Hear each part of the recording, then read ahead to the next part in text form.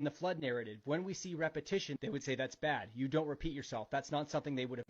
This creator is attempting to argue against higher criticism, which is a terribly imprecise term that's been used for the past 100 years or so almost exclusively by fundamentalists to try and label things about mainstream academic biblical studies that challenge their assumptions about biblical inerrancy and inspiration. In particular, he's trying to argue against the documentary hypothesis, which is a consensus position amongst mainstream biblical scholars that the Pentateuch, the first 5 books of the Bible, were originally composed as 4 independent sources, written in very different times by very different people with very different theologies, and then edited together after the fact to form the texts that we have today. Proponents of the documentary hypothesis would say that the flood story in Genesis 6 through 9 is a perfect example of this multiple authorship. And then if you look closely at the text, you can see multiple instances of contradictory narrative claims that attest to this multiple authorship. But this creator disagrees. He thinks the proponents of the documentary hypothesis are simply foisting their interpretive assumptions on the text rather than dealing with the text more honestly. Now, this isn't a very good argument because even if it were the case that some proponents of the documentary hypothesis were doing this wouldn't mean that the conclusions of the documentary hypothesis were false. It would just mean that you should find other proponents of the documentary hypothesis to listen to when it comes to their arguments. So I thought it might be a good learning experience for me as a proponent of the documentary hypothesis to show you how we reach the conclusion that there are multiple authors for the flood story.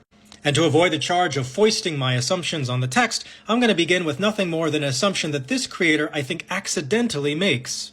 In order to make his argument, this creator cites the work of Joshua Berman and his book, Inconsistency in the Torah. And you'll see right here in this highlighted section that Berman concedes that source criticism, of which the documentary hypothesis is an example, is good for dealing with difficulties like the seemingly conflicting numbers of animals to be rescued on the ark. So beginning with nothing but the assumption that there's a contradiction in the number of animals that Noah is ordered to bring on the ark, I will show you how there are multiple authors of the flood story, and not just the flood story, but of Genesis chapters 1 through 9. Let's begin. Step 1, the contradiction itself. Noah is told in Genesis 6:19 to bring a number of animals onto the ark, and he does. And then in Genesis 7:2, he's told to bring a different number of animals on the ark, and he does again. In Genesis 6:19 and 20, Noah is to bring a single pair, a male and female of every animal, onto the ark with him. And then we're told in verse 22 that Noah does this, so we should picture him on the ark with a pair of animals. But then in Genesis chapter 7, verse 2 and 3, Noah is no longer on the ark, and he's being commanded to bring on 7 pairs of every clean animal and only a single pair of every unclean animal. And then in verse 5, we're told that he does this again, so I suppose again we should picture him getting on the ark with these animals. Now this is an irreconcilable contradiction, but it's not just a contradiction because later narrative claims are going to rely on one of, but not both of, these stories. And that brings us to step 2. In Genesis chapter 8, Noah sacrifices clean animals.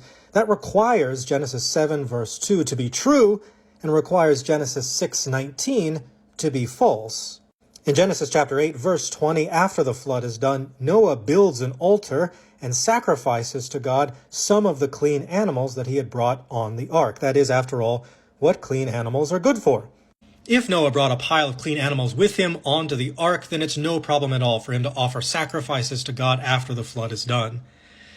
But if Noah brought on only a single pair of animals and offered sacrifices afterwards, that would be a problem, because that would lead to the extinction of those animal species, and you might as well not have brought them on the ark at all. So Genesis chapter 8, verse 20, where Noah sacrifices clean animals, is coherent with Genesis chapter 7, verse 2, where Noah is commanded to bring clean animals on the ark, but it is mutually exclusive with the command in Genesis chapter 6, verse 19, to bring on only a single pair of animals. And that brings us to step 3. In Genesis chapter 9, God makes a covenant with Noah, and as part of that covenant, Noah is given permission to take animal life for the very first time in verses 2 and 3. God giving permission to Noah to take animal life in Genesis chapter 9 is not compatible with Noah taking a bunch of animal life in Genesis chapter 8, verse 20, nor is it compatible with Genesis chapter 7, verse 2, where Noah is commanded to bring a bunch of clean animals on the ark so that he can sacrifice them afterwards. But it is compatible with Genesis 6, verses 19 and following, where Noah is told to bring on only a single pair of animals, since none of them need to die afterwards, since Noah had not yet been given permission to take animal life. What emerges then is 2 internally coherent but mutually contradictory stories. In one story, Noah brings on 7 pairs of clean animals and then sacrifices some afterwards, no problem. And in the other story, Noah brings on only a single pair of animals, doesn't sacrifice any afterwards, because it's only afterwards that Noah is given permission to take animal life. But we can actually extend this analysis much further, and that brings us to step 4. You see, Noah's sacrifice in Genesis chapter 8, verse 20 is not the first time in biblical narrative that animal life has been taken.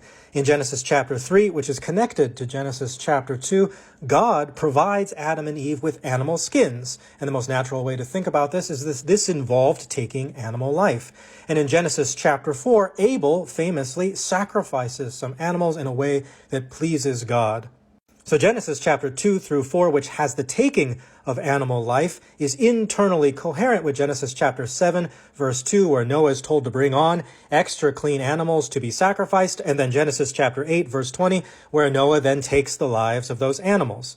But Genesis chapter 2 through 4 is not compatible with Genesis chapter 9, where God gives Noah permission for the very first time to take animal life. What is compatible with Genesis chapter 9? That brings us to step 5. In Genesis chapter 9, while Noah is permitted to take animal life, he is explicitly forbidden from taking human life. Why? Well, Genesis 6 tells us, because human beings are made in the image of God. Just like in Genesis chapter 1, verse 27. We also get a repetition of the language to be fruitful and multiply, to fill the earth and subdue it. And we also get in verse 29 and following the original command to only eat green plants for food, which would of course exclude animals. What then are our conclusions? Well, based on a single narrative contradiction in the midst of the flood story concerning the number of animals that Noah is commanded to bring onto the ark, we are able to parse out 2 separate lines of narrative continuity that are internally coherent but mutually exclusive.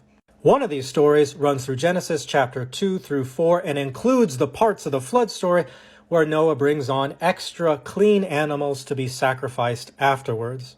Our other story begins in Genesis chapter 1 and then includes those elements of the flood story where Noah brings on only a single pair of animals and then gets permission for the very first time to take animal life after. No single author would write this way. Anything they would be trying to achieve with one of these stories, whether it was a theology they were trying to promote or a version of events they were trying to relate, would be catastrophically undermined by the other story that flatly contradicts it. Proponents of the documentary hypothesis will say that the best explanation for the biblical data is 2 originally independent authors who wrote apart from one another and then had their stories edited together later. Anyone who wants to try and argue against this needs to do more than just show it might be possible in some abstract way for there to be a single author of these texts. They need to show that their hypothesis is a better explanation for the data than the hypothesis of multiple authorship. And so far, there's been no better explanation, this creator's video included.